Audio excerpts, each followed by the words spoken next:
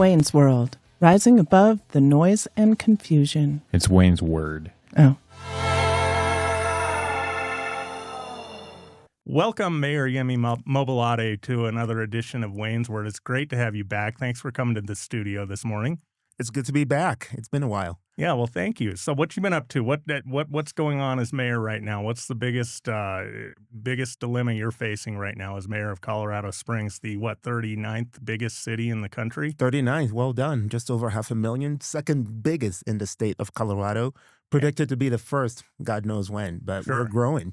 We're one of the few communities, by the way, that is growing in Colorado. Yeah. Well, a lot of people are leaving Colorado for Right. some reasons we'll discuss soon. I know that's worth discussing. Yeah, But in terms of what's going on, I am just past my halfway mark in office. I had my State of the City address 3 weeks ago, and to a room close to about 1,000 people.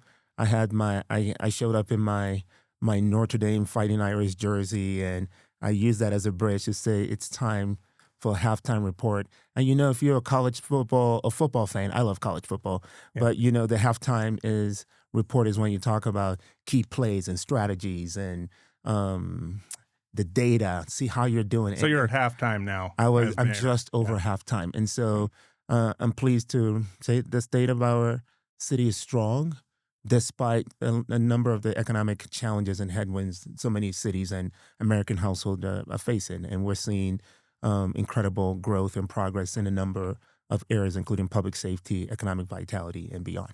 You ever hear a story that makes you sit up and think, if he can do it, why not me? Scott Riopel built his life from scratch. No handouts, just hustle.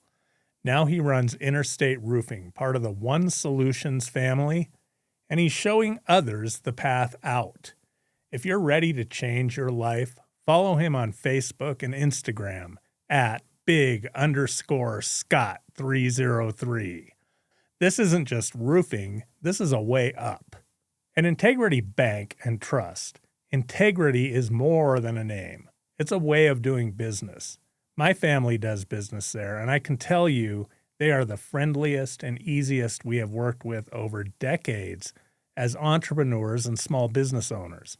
Integrity's expert and friendly personnel offer home loans, treasury management, personal banking, and other services for every stage of life. Integrity puts customers first, living up to its name. One of the things you said during your State of the City address was you were proud of having hired over 250 additional police officers since 2023.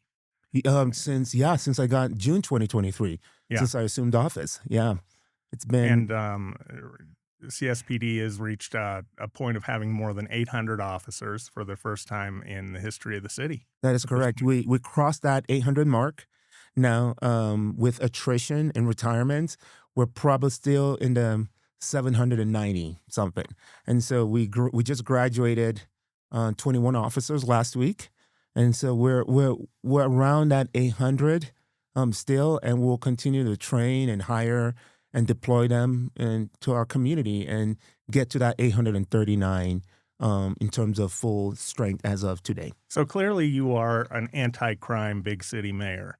And I'd like to talk about that because around the country we're seeing crime rates that are just outrageous.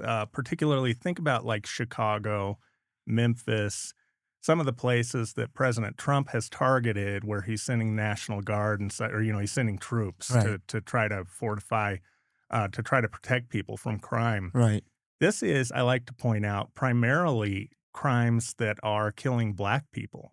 If you look at the statistics in big cities, and even in Colorado, where the Black population is something around 4 to 5% at most, the murder rate is above 50% of murder victims are Black in Colorado. And I'm sure that's, it's disproportionate in Colorado Springs. It's disproportionate in Denver.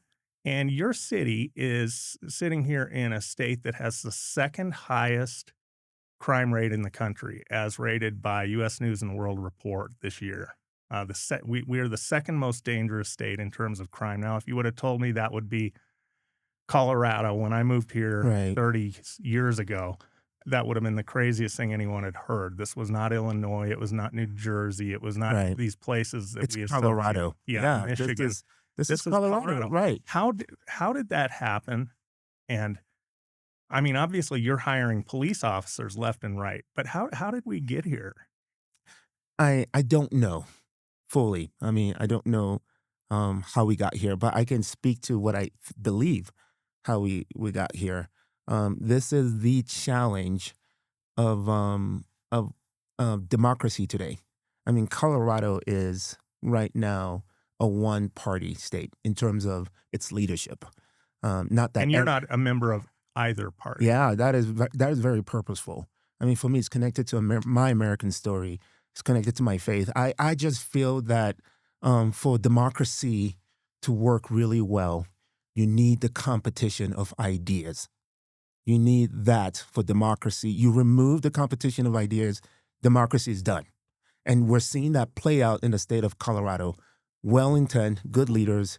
But when all levels of government are being run by one party, you only have one set of values and one set of thinking.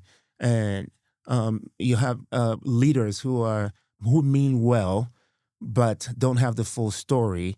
And so hence we have some state laws and regulations that are making it harder for my officers to do their job, and frankly, making it harder for us to care for our young people. You know, when we don't have enough beds for 14 and 15-year-olds who are juvenile. Some of these kids, I believe, are begging. They're begging for help, and when the system just doesn't provide any place for them for that stopgap and that disruption of that behavior, we just see the same repeat offenders over and over and over.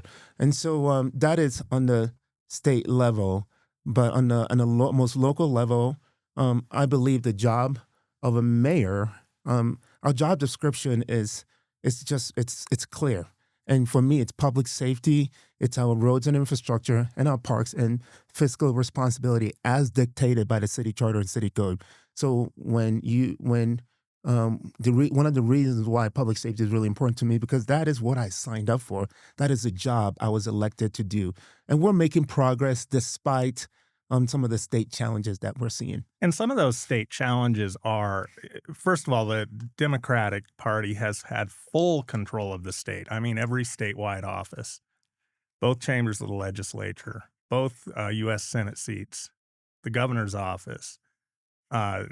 They gained full control, I believe, in 2018. They had primary control before that. And there has been a race to what they call criminal justice reform. Right. And that involves everything from decriminalization of all hard street drugs. So I believe that has made Colorado attractive to drug dealers, to hardcore drug dealers, Right. because the risk reward favors. I mean, there's very little risk Right. coming into Colorado. They're Right. going to slap your hand if you get caught. Right. It has involved. There's no incentive to stop or to not do it. It's much safer here than it Right. would be in Indiana to Right. deal drugs. Right. And so we have the second highest rate of teenage overdose deaths Mhm. now, in correlation with them doing all of that decriminalization. We have a new law on the books that makes it really easy for any attorney to to pay some psychiatrist to say this person is not fit for trial. This person is not stable, Right. and they get no penalty. So we literally have murderers running around the streets of Colorado who are known murderers, but nobody can really do anything to imprison them. Right. And there's been a lot of that kind of criminal justice reform where we simply eliminate the penalty for the crime, Right. but there's not a whole lot of reform backing it up. So even if That's a good even point. if the theory worked that Right. we could reform these people, there, like you said, there's not enough. There's nothing really to reform anyone. They're Right. just being turned loose. Right. Yeah. I believe the intent seemed like a good idea, but what's playing out is the crippling of our economic and cultural and social life, and this is not sustainable. I hope this is a great awakening of well well-intent decisions that are not that are not fully baked. A good society must balance enforcement with reform that are compassionate and then provide opportunities for families to flourish. But you can't remove enforcement. Enforcement is a necessary part of that work. This is why I am an independent, because I believe that we can't just pursue one solution at the extent of the other. People ask me all the time, why are you so passionate about public safety? I talk about my own origins, and you know this, and your wife does incredible work in my country of origin, and feeling unsafe. I can share with you a couple of stories of moments where I didn't feel safe, and I had no one to call. No, there was no 911 system, nobody coming to your aid or help. And being in a country where there are women and men who are up at all hours of the day ensuring your safety, that is not a bad thing. That is what families, whether you're American citizens, whether you're immigrants like me, we are begging and are hungry for, because a safe city is the foundation for everything else. Economic prosperity, cultural vibrancy. Simply put, I often say a safe city is a great city, and a great city is a safe city. If you don't, families like mine, I'm raising 3 young kids. If we have to be looking around us, if I can't walk my kids to school, if I can't just move around the community and worried about bad people coming against my family, I probably move. And so it's really my job as mayor to ensure that we're moving the needle when it comes to the safety of our community. So as mayor, you can hire lots of cops, which you've done. Right. But you cannot change these laws that the legislature is putting out. So I know that a lot of law enforcement officers feel very betrayed. They feel like their work is futile, Right. because they'll find, like right here in this little mountain town that we're in right now. Last year there was a murder outside of a McDonald's. A guy ran over somebody intentionally, Right. and this guy's running free now because he's unfit. He was deemed unfit by a psychiatrist to face prosecution. And so you have a lot of officers out there who are saying, well, we can arrest them all we want, but they're out on the street the next day. We call it catch and release. Yeah. Yeah, it's catch and release. Are you hearing that from your law enforcement officers? Yeah, every day. Tell me about that a little more. Every day. What kind of things have you heard? I mean, just last week, I was doing a business visit with one of my deputy chiefs of staff and 2 officers who are part of the command staff. And this business has struggled with a lot of crime around, mostly around vagrant and homelessness. And because now I want to be clear, not every homeless person commits criminal behavior, but in this section, there's a lot of criminal behavior happening. And so we all went there to visit and hear from this business owners. And what a lot of the conversation was centered on, Wayne, unfortunately, was just talking about the limitations that our officers have in terms of what they can't do. Their hands are tied. And so what's come out of that is what I'm trying to do, because here's the thing, Wayne, what we're talking about is things beyond my control. And we have a lot of work to do as a state. This is why I can't speak to what's happening nationally, but if we're going to get Colorado back on track, we need 2 healthy parties. That's a whole different conversation, because or else we're just spinning our wheels. Nothing is being done. We can complain about it, but we have to figure out how to move the needle or we're done. So there is some work to do on the state. But let me tell you what I'm trying to do in terms of where state meets local. In November, I think November 7th, I will be inviting our own local state legislators. We're doing a business tour of the community to these critical areas where businesses have been impacted by the laws of Colorado. They're going to hear from business leaders. They're going to hear from employees. You see what I did there? If you're a Republican, you're more interested in the success of business. I'm speaking in general terms. In general, yes. If you're a Democrat, you care about the employees and the labor workers. The impact is on both. So they're going to hear directly from these business leaders and employees about how the criminal behavior is affecting their safety and their quality of life. And my hope is that firsthand exposure, them getting proximate to the issues, would translate into some meaningful action to begin to rewrite some of these laws to ensure that they actually favor the people, because these laws actually hurting majority of the people. So this really is out of your control, what laws are passed at the legislature, although you are trying to use your influence to bring legislators in and Right. show them the ramifications of their actions. Right. Beyond that, and I'll put you on the spot here. Have you considered, I mean, look, Colorado politics are the independent voters who are non-affiliated, such as you, far outnumber Republicans and Democrats. Completely. Would you consider a run for governor? I think crime is a major, and you are an anti-crime mayor. Clearly, your focus is on crime. Is that something you would consider? It would have to be an act of God. I said that too about running for mayor, and here I am. Politics is hard, and I'm trying not to get emotional. I'm the most non-politician politician, and I'm focused on the job. I'm relentlessly focused on the job. I understand what I signed up for. I understand why I've had a number of people ask me to run for governor. It's come from my own police department, where some of the leaders have said, will you consider run for governor? It's come from leaders in Denver. I was in a meeting, an annual meeting that Mr. Anschutz has with a number of Colorado leaders. Out at the ranch? At the ranch. Yes.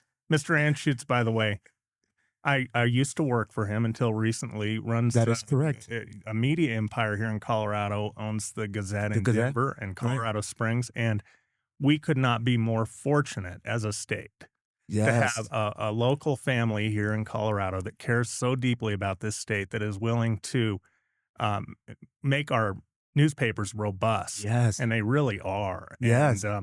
And that involves bringing people like you into annual meetings so that he Yes. can learn more about what's going on in his state. And Mr. Anschutz has been such a blessing to our state.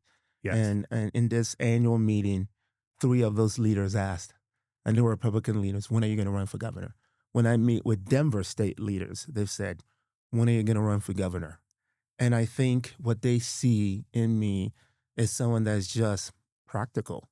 Like what, and I think Colorado is probably, when you mention, I think most of us are unaffiliated or independents.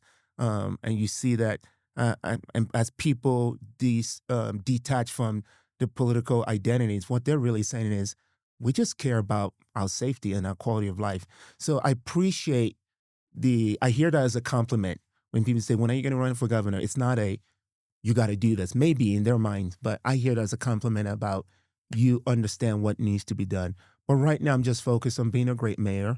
Right now I would love a second term to accomplish the great work that we started, especially around when we talk about the safety of our community. That truly is one of my most important mayoral legacy, is to ensure the safety of our city and be an example for the rest of the state.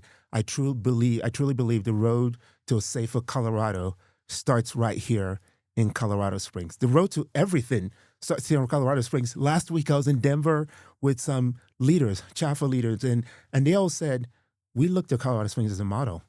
You guys are doing it right. There's something different about Colorado Springs. And I think because as a community, we live in the tension of all these values, but at the end of the day, we're making decisions that are in the best interest for our residents. At least that's how I lead our city.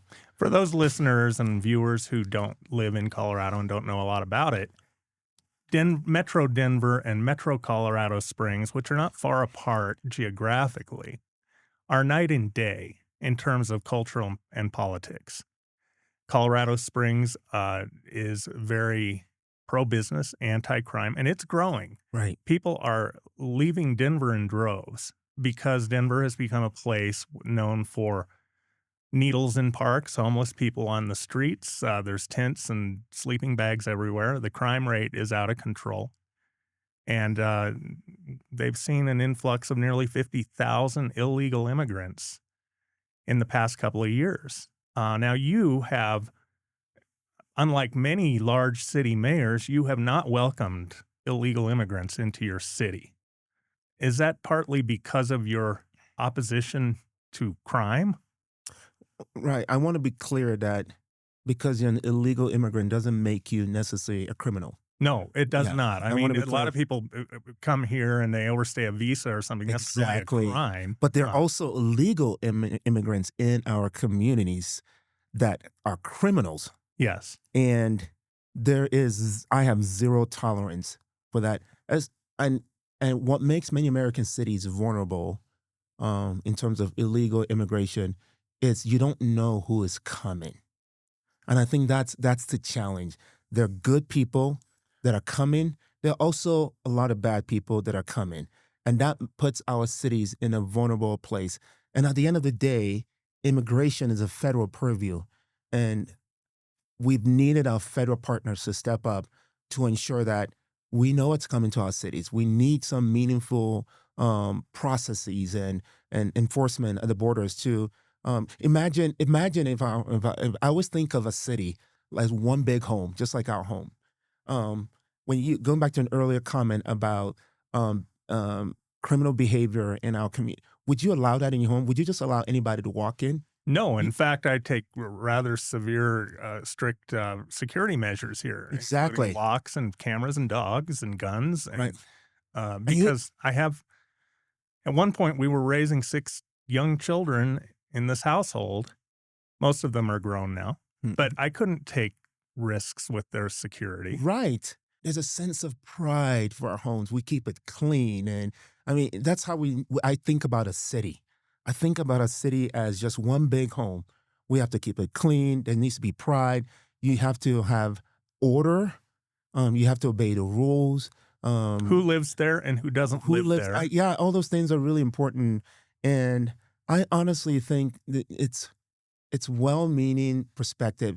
Even my friends who are on the left, who have big hearts, it doesn't make them bad for wanting to be compassionate and care for people.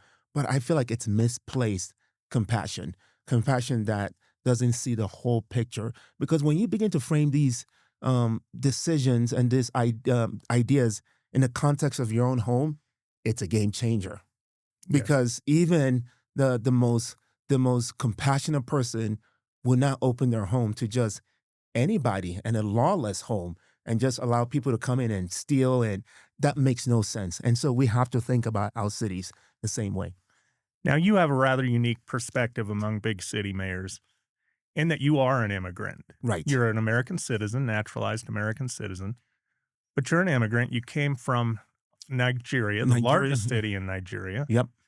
And I want to hear about how threatening it was to live in I've been there. It's a basically lawless environment. I don't think the law enforcement even carry guns, and people get away with all sorts of stuff. And I think that probably plays a pretty big role in you were repulsed by crime, clearly, and you're not going to tolerate it. Right. I want to hear about Nigeria and the lawlessness that you grew up with. You were about to tell us a little earlier some examples of what you faced there. Yeah. Growing up in Nigeria was a lot of pluses. There's also a lot of challenges. I love growing up in the context of a village and community and a family and neighbors, and those things were really important. And you can see how that shapes how I lead in terms of the 1,000 neighborhood gathering and ensuring that we're reconnected as a community and moving away from social isolation, because it takes a village to raise a healthy group of citizens. Now, the flip side of it, you can see how some of the challenges has shaped my perspective, even how I lead, especially around public safety. I was sharing with one of our local media partners the other day a story of where I got robbed at gunpoint to my head close to my home. And it always makes me emotional when I think about that story as a 16-year-old. I came to the U.S. at age 17 for college, and I felt so helpless. I didn't know what to do. There was no one to call, and we didn't live in a society where you even trusted your officers, even if they were nearby. But there was no real system. There wasn't a 911. Yeah, around public safety. So you know what I did? the guy ran away. I started to chase him. And then I stopped. I went, what am I doing? This is a dumb idea. And I walked home feeling so defeated, my head down. And I don't want that for anybody. And when I moved to this land, and knowing we have like law and order as a priority, knowing that we have a group of public servants who wake up every morning to protect and defend everyday residents, to put their lives in harm's way, you're damn right I'm going to protect them. You're damn right I'm going to stand up for them, because they make it so that people like me and my family members and the residents of this great city feel safe, that no one should ever have, no one should be robbed, because it's a disruption of life and everything. And so that has informed the way I think and the way I lead, in terms of my work as mayor. Now, while we're on this subject, social influencer, comedian, politician Bill Maher, Right. a man generally on the left, Mhm. recently revealed the fact that, and I don't think a lot of Americans know this, but you're a Christian man, Right. and in Nigeria, Christians are constantly targeted by radical Islamists Right. who just think that it's their duty religiously, that they have a duty to God to kill Christians. And we don't hear about it here in the United States in the news, but Bill Maher pointed that out. We're so worried about genocide, Right. so-called genocide in the Middle East, Right. but this happens and nobody hears anything about it. So you lived under that constant threat when you were a child, this kind of crime where one religious faction can simply attack another and nobody does anything about it. There's no religious liberty, Right. and there's really no one to stop it. That's it. And so, George, would you run that clip of Bill Maher real quick? I want to discuss that. The fact that this issue has not gotten on people's radar, Right, no one's talking about it. it's pretty amazing. If you don't know what's going on in Nigeria, your media sources suck. You are in a bubble. Not, and again, I'm not a Christian, but they are systematically killing the Christians in Nigeria. They've killed over 100,000 since 2009. They've burned 18,000 churches. This is so much more. These are their Islamists, Boko Haram. This is so much more of a genocide attempt than what is going on in Gaza. They are literally attempting to wipe out the Christian population of an entire country. Where are the kids protesting this?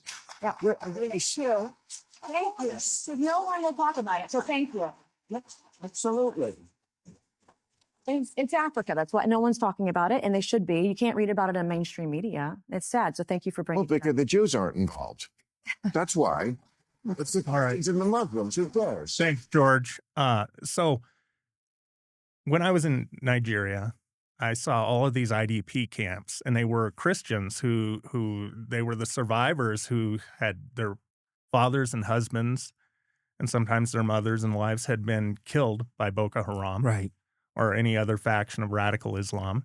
And it's reported here in the United States as if, well, this is just an equal sort of fight. This is, and they report it as a problem of global warming because desperation has led to Fulani cattlemen to kill, and this is all how when it is reported, it's reported that way. But that is certainly not the case in Nigeria. I would think that we could get that right here in the United States and report what it is as lawlessness, because there are no IDP camps Right. for Fulani Muslims Right. being murdered by Christians. Right. No, I think at the end of the day, you hit the nail on the head. I believe that religious freedom and protection for all human life needs to be universal. And it's sad that it's not being talked about. And thank you for talking about this. Thank you for playing that clip. And you see pockets of media partners. I think Candace Owens has also mentioned it. I mean, why aren't we talking about other stories of and the loss of human life and the persecution and the oppression many people are facing, especially in the U.S. If we tout ourselves as the Christian nation, which I hear sometimes. I mean, in the Bible, like we're called brothers and sisters, and that should extend to Christians everywhere. But as you've pointed out, that is not being discussed. And by the way, this is how that type of advocacy, that type of enlightenment, this kind of help is really how we ultimately solve our immigration crisis. If your listeners may not know this, but Colorado Springs is a community rich with Christian organizations. When I meet with the leaders of Compassion, Focus on the Family, and many of these nonprofit entities that are doing work globally, you know what they tell them? You know what they tell me, Mayor? We're actually at the front lines of America's security. And I say, what do you mean? They say, we're in these countries providing hope and freedom so that they can take care of themselves. They can be safe and they don't have to feel like they have to run away to come to our borders to find help. And this, what you just played, we need to talk more about it. And this is how we actually, at the end of the day, protect ourselves. And so this got to be a two-tier strategy. Just like as mayor, I'm in the business of hire more officers and more 911 operators and more firefighters. But if I don't go upstream to figure out how do we stop fentanyl and drugs and provide mental health care, all I'm doing is just hiring more officers to respond to issues after the fact that they have happened. So same thing with our borders. We need to ensure we have more border control and folks. But if we don't stop these things from happening, we're just going to be spending a lot of taxpayer money responding. And so thank you for playing this. Unfortunately, I heard these stories as a kid growing up in Nigeria, and they happened predominantly in the north. And the tension with the Islamic, the Boko Haram, and the killing of thousands of people, and the impact on pastors and churches and Christian households, and that is wrong. And we need to tell more of these stories. Well, and thank God Bill Maher brought this to the public's attention. Who's not even a Christian. No, not a Christian, not a conservative, Right. not a. People listen to him because he's. It's not coming from the sources that normally would make an issue of this. And I think you are probably, if not the highest, among the highest elected officials in this country who has roots in Nigeria. Right. So this is something that you are able to really speak about. And I love the way you tie that in with crime, just the lawlessness in Nigeria and how that gets you focused here in your city on fighting crime. Right.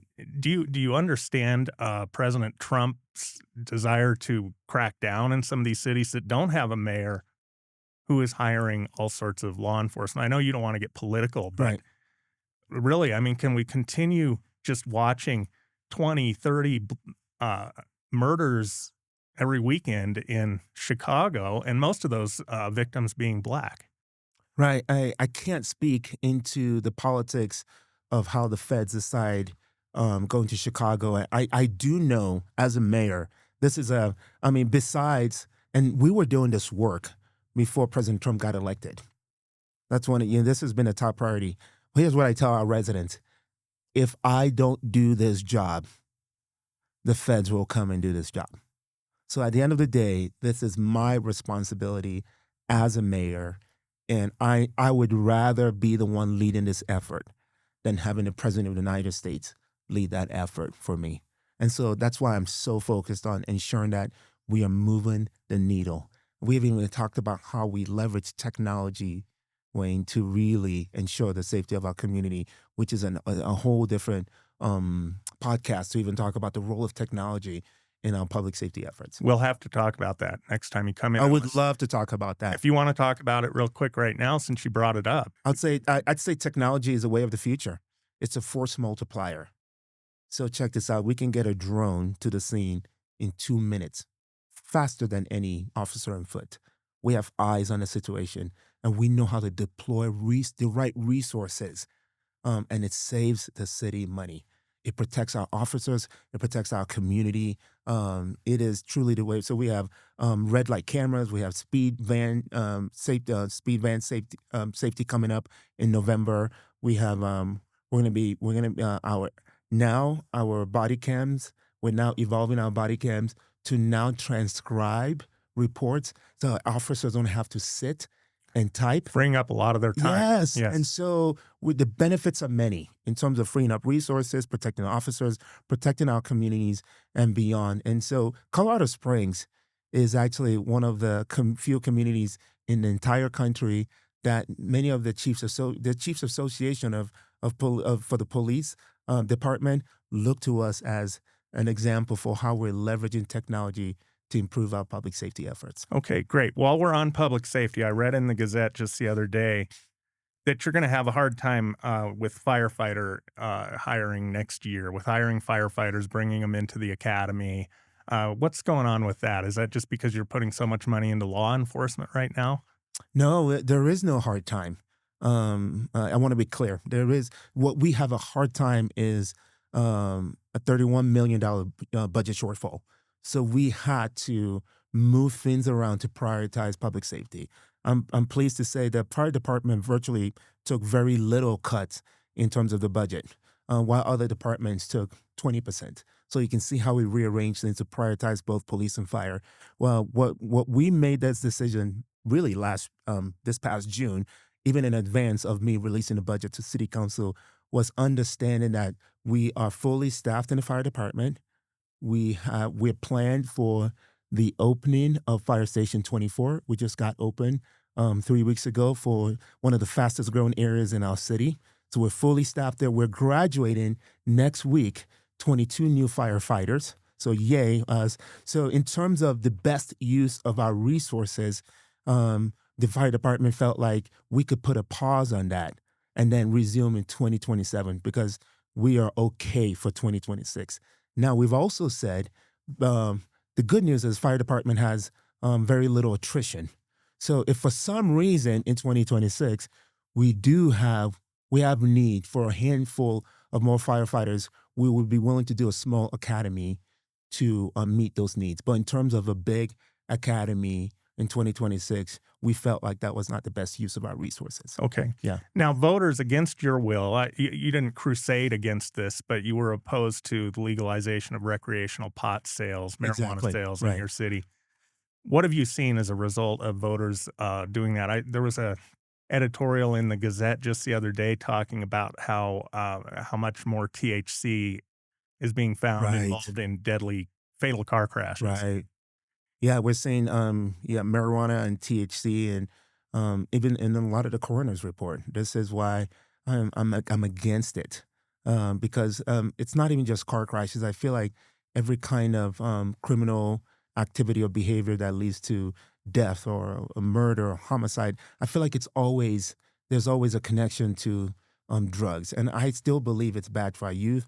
I still believe it's bad for our community. I know there's a medical side, and that's an area we don't want to touch because there are people that depend on it for the medical purposes. But in terms of what's just available for and for everyone, I do feel like our young people are the ones that are targeted. And our homeless community, you see it even when we talk about homelessness, you see that being a part of people being homeless. So with regards of the impact since April of this year and many of these companies now applying for recreational use, we are still yet to see what the real impact is in terms of our local crime numbers. We're monitoring that, but I do believe it would have some impact. This is why I was relentless about any of the proceeds or the new revenues from the RMJ money going in to strengthen our police department, because that is the group that has to deal with it. Now, the good news is that projected $10 million when that was in the ballot, that projected $10 million is not what we're seeing. I think this year is going to be 1.7 million. Next year, we're projecting 2.4 million. So the good news is that the sales are not as great as we expected, and I hope it stays that way. But we're monitoring, we're paying attention to the impact, and it's my job to make sure we're strengthening our police department to be ready to respond when we begin to see those impacts. I know you had some pushback from the city council on putting all of that money into public safety. Right. Well, is there anything else you'd like to mention? We've got to go here in a minute. I know you've got a busy day ahead of you. Is there anything else you'd like to talk about in terms of what you want to accomplish with the rest of this term? And if you get a second term, what you'd like to accomplish? Yeah, this term, it's here's what I'm hearing from the residents of Colorado Springs. We haven't talked about this, and as reflected in every poll, survey, town hall, feedback, there's a huge hunger to invest in what we already have. and maintain what we already have. There's a fatigue with the traditional idea of just growth. They're asking me to, how do we grow our infrastructure? How do we grow our law enforcement, more police presence, more spending in safety, more care for our roads and bridges and our parks? And we're living in such a critical time in our city, this crossroads. And what I'd like to deliver this term, and also continue to work next term, is to balance the need to continue to grow these forward-looking, bold possibilities for the future of our city with caring for what we already have.